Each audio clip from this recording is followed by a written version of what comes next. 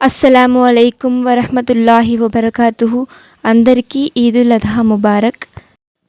అసలు మనం బక్రీద్ పండుగ ఎందుకు జరుపుకుంటాం? దీని గురించి అల్లా ఖురాన్లో ఇలా అంటున్నాడు. సూరా సాఫాత్ ఆయత 102 నుండి 111 వరకు.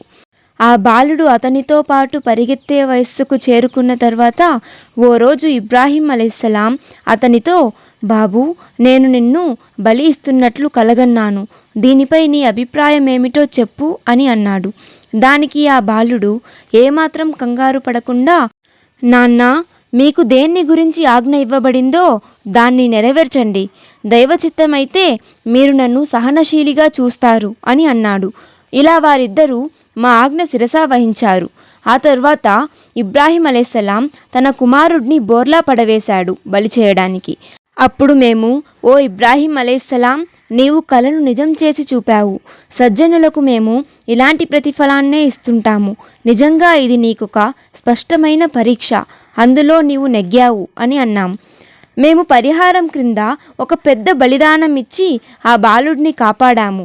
అతని కీర్తి ప్రతిష్టలను తరువాతి తరాలలో శాశ్వతంగా వదిలిపెట్టాము. ఇబ్రాహీం అలైహిస్సలాంకు శాంతి కలుగుగాక.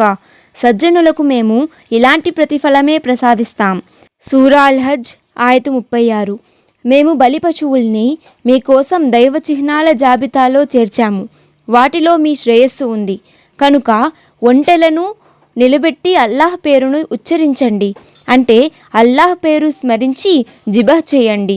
బలి చేసిన కొద్ది క్షణాలకు వాటి వీపులు నేల మీద చలనరహితంగా నిలిచిపోయిన తరువాత వాటి మాంసాన్ని మీరు తినండి, అర్థించేవారికి అర్థించని వారికి కూడా ఇవ్వండి.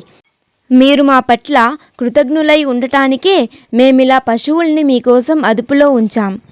సూరా అల్ హజ్ ఆయత 37. అల్లాహ్ వద్దకు వాటి రక్తమాంసాలు చేరవు.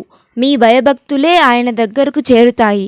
మీకు సన్మార్గం చూపించినందుకు కృతజ్ఞతగా తనను స్తుతించడానికే అల్లాహ్ ఈ పశువుల్ని మీ అదుపులో ఉంచాడు.